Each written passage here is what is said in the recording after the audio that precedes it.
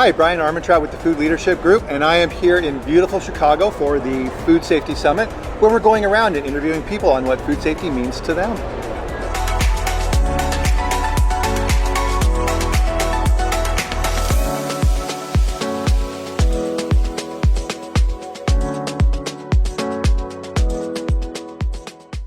I think Bring It On is a fantastic career. There's a lot of passionate, rewarding people that encourage people to develop their careers.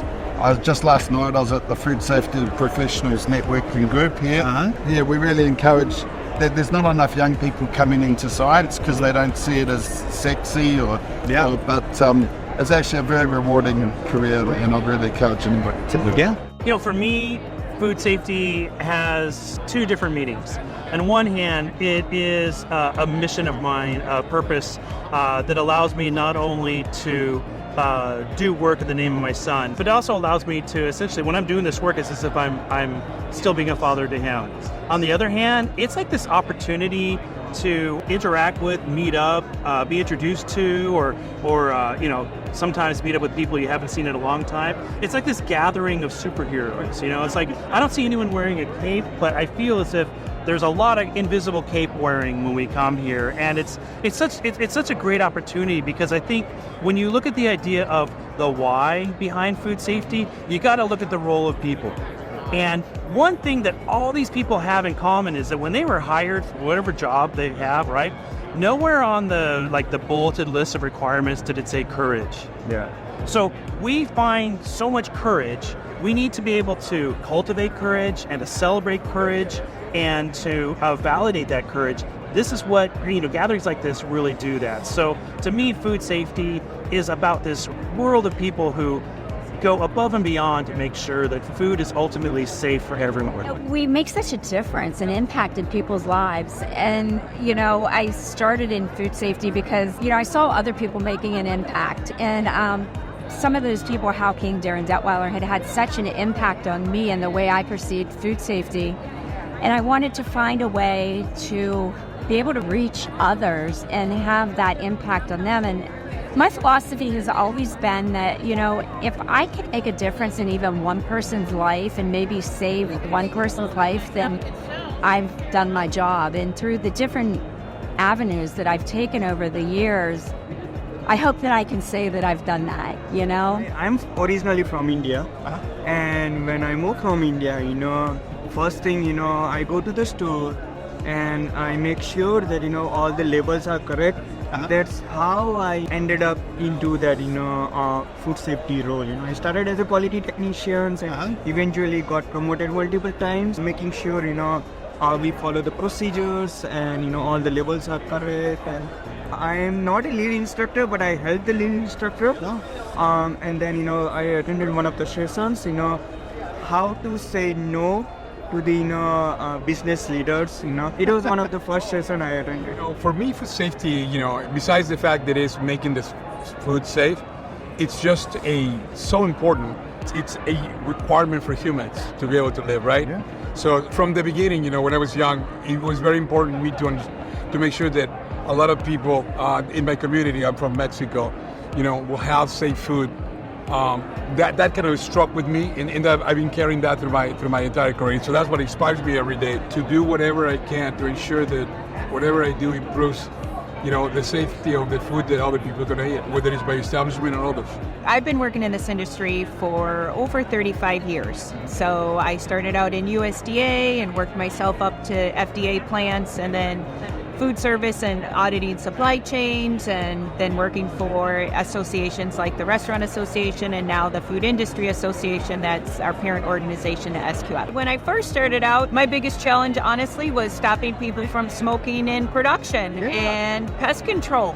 That's where it was. I don't mean to date myself, but I was pre-ASA Brex, right? So it was that evolution of food safety to where we were, which is basic GMPs and getting people to do those GMPs, to where we are now with HACCP and now preventive controls even with FDA. So it has just evolved to that effort, and we learned a lot, right? And I don't want to take away what we got where we were back then because we took those lessons and applied it. And here's where we are, 50 to 100 people there. And now you go to IEFP and there's thousands. I mean, and now we have the Food Safety Summit and we have other food safety events, even SQF Unites, that just talks about food safety and leadership and food safety culture. Yeah. So I just think we have taken those lessons and evolved, and here we are today. Certainly, I'm passionate about food safety. The reason I lead the industry is I like helping small business with their food safety culture and quality culture. Also help the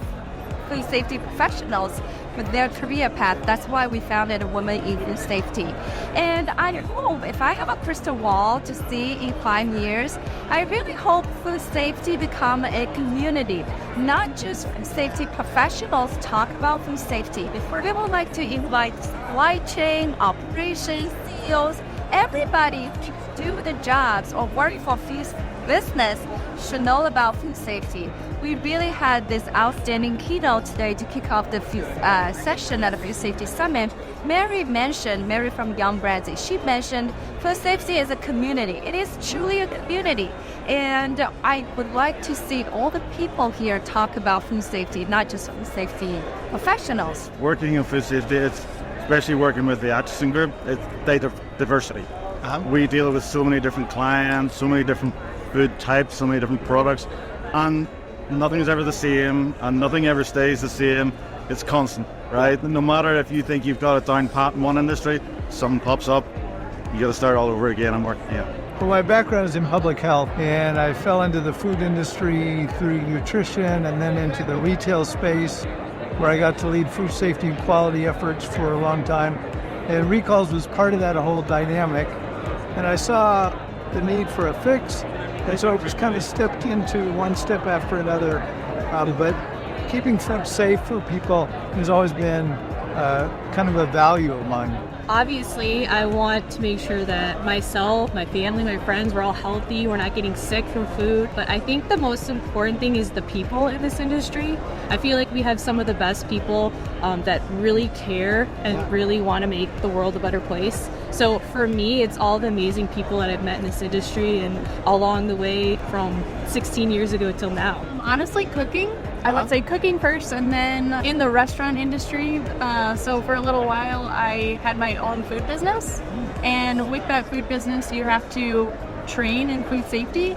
And that really opened the door to this whole industry and environment where people, are trying to attain this goal of safe food and getting safe food out the door so people can eat it. So I found that really rewarding.